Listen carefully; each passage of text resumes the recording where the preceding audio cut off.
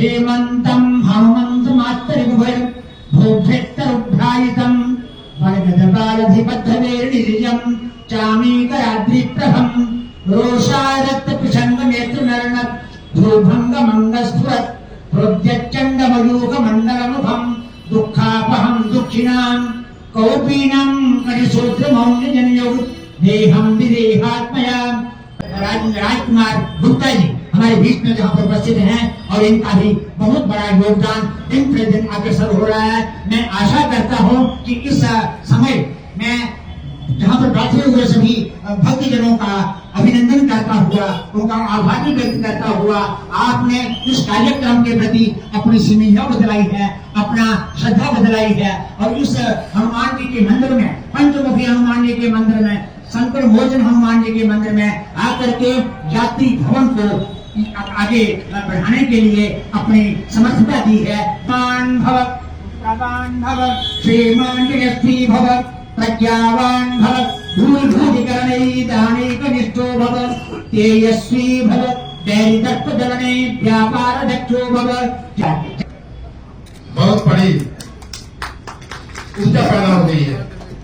एक हाथ हमारे डॉक्टर साहब हमारे नीलाकंठ जी के गले में डालेंगे, नहीं चौथी ये मणिकार हमारे बीच बड़े भाई साईदास जी, आइए माता जोरदार तालियां इनके लिए।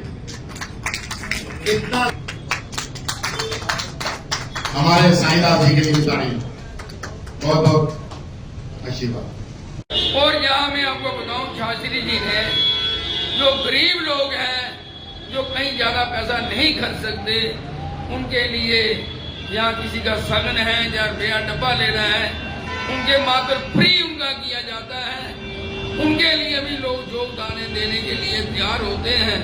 तो जो भी हम कार्य कर रहे हैं, ये समाज का ही दिया हुआ उसी से कर रहे हैं। मात्र जो हमारे शास्त्री जी हैं, इनको रात में जो सपने में आता है वो सुबह लागू कर देते हैं। आपने देखा ही है कितने ट्रस्ट हैं, हजारों ट्रस्ट हरिद्वार में बंद पड़े हुए हैं, जहाँ पे पेड़ उगे हैं पर वहाँ का कोई ध्यान करने वाला नहीं है। मगर हमारा जो जम्मू यात्री भवन ट्रस्ट है, वहाँ आप कभी भी जाएं, किसी चीज की भी आपको वहाँ प्रॉब्लम नहीं होगी। हर आदमी आपकी सेवा में खड़ा होगा। आज और हमें बहुत बड़ी एक शक्ति का आह्वान हुआ है, जो लीलाकरण जी हमारे साथ खड़े हो गए हैं। बड़ी देर से इनके आगे हमने प्रार्थना कर रहे थे, ये नहीं मान रहे थे और शास्त्री जी ने इनके आगे प्रार्थना की और अब इन्होंने स्वीकार की। इनके लिए जोरदार तालियों से हमें स्वागत करना चाहिए कि कहीं भी कोई अच्छा व्यक्ति जहां आता है वो कुछ ना कुछ सुधार लाता है। तो ये हमारा जो परिवार है, हम इसे तभी चला सकते हैं जब हम एक साथ होके चलेंगे। तो हमें एक चींटी से भी शिक्षा लेनी चाहिए। सांप कितना बड़ा ताकतवर और वजनदार होता है, और जब एक साथ चींटियां इकट्ठी होती हैं तो उस सांप को भी खींच के ले जाती हैं। अगर चींटी एक सांप को खींच के ले जाती है, हम तो इंसान हैं, हमें तो बड़ी पावर रखने वाले हैं। हम इंसान तभी हैं जब हम इंसान वाला काम करें। तो इसीलिए हमारा जो जम्मू ट्रस्ट है वो सबके लिए है। जो लोग कुछ देते हैं वो गरीबों की सहायता में लगता है। तो मैं पवन शास्त्री जी भगवान के आगे उनके लिए ही प्रार्थना करूंगा, भगवान उनकी रक्षा, सुरक्षा और तंदुरुस्ती उनको रखे। जैसे हर आदमी को सुविधा मिल रही है, वो आगे भी उन लोगों को सुविधा मिलती रहे। जितना भी हमारा जम्मू ट्रस्ट, जम्मू यात्री ट्रस्ट का सत्य, कुछ छोटा है बड़ा है, सब एक होके काम कर रहा है। उसी से ये जम्मू ट्रस्ट भवन जो है चल रहा है। हमें एक के साथ एक कंधे से कंधा मिला के चलना है, जिससे हम और भी हमारा ये अभी प्रयास रहेगा। हमें शास्त्री जी का ये सपना है कि द्वारका में भी बनाया जाए और ब्रज में भी बनाया जाए, वृंदावन में। ये बनेगा और जरूर बनेगा, ये आप लोगों की सहायता से ही बनेगा। अभी हम इस पे भी एक बैठक करेंगे और इस कभी तैयारी करने के लिए जरूर रहेंगे। जब तक इनका साथ हमारे साथ रहेगा हम सब कुछ करने के लिए तैयार हैं। हमारे जज साहब देखो इस उम्र में भी शास्त्री जी ने प्रयास किया, परिवार आने के लिए नहीं आज्ञा देता था, मगर जज साहब ने कहा मैं जरूर जाऊंगा। तो जब तक इन माँ बापों का हमारे साथ आशीर्वाद है, एक भगवान का आशीर्वाद है, जम्मू यात्री भवन ट्रस्ट ये बढ़ता जाएगा और लोगों की सहायता के लिए, समाज की सहायता लिए खड़ा रहेगा। मैं इन्हीं शब्दों के साथ अपनी वाणी को विराम देता हूँ, क्योंकि टाइम भी ज़्यादा हो रहा है। सब बैठे हैं, हम शास्त्री जी से भी कुछ सुनेंगे और लीलाकरण जी से भी सुनेंगे। संकल्प लिया उस दिन चाहे हम 10 कमरे का यहाँ स्थान बनाएंगे और जम्मू यात्री भवन के नाम से बनाएंगे और बिल्कुल बनेगा। मैंने मंगलवार का दिन था, मैंने गंगा के तरफ किया, आपने उस दिन को ध्यान करके मैंने कहा गंगा भैया हम आपसे क्या मांग रहे हैं, हम क्या कह रहे हैं?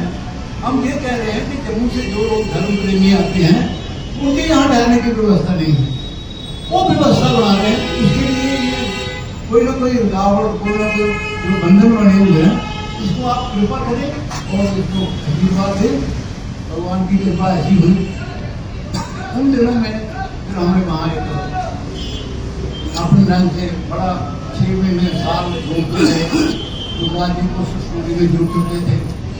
हर शनिवार को हम जहाँ से जाते थे, इतवार को वहाँ रहते थे और सोमवार को जम्मू आ जाते थे। उस वक्त इनकी सुविधा नहीं थी, बड़ी अस्त व्यस्त थी, लेकिन फिर भी हम किसी न किसी तरीके से मतलब महीने में 2 दफा लगभग 6 महीने के लिए हम इस काम में लगे रहे।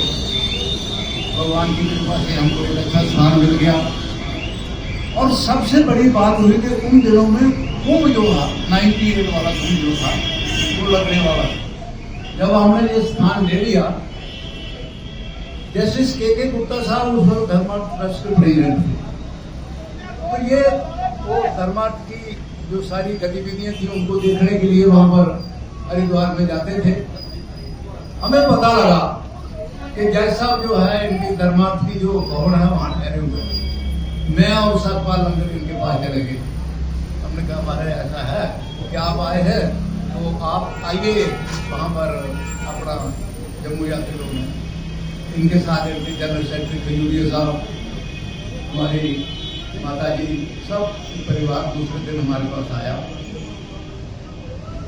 और उस वक्त हमने भगवान की पूजा के लिए केवल मात्र अपने इष्ट देव की एक कैलेंडर लगा रखा, कोई हमारे पास था नहीं।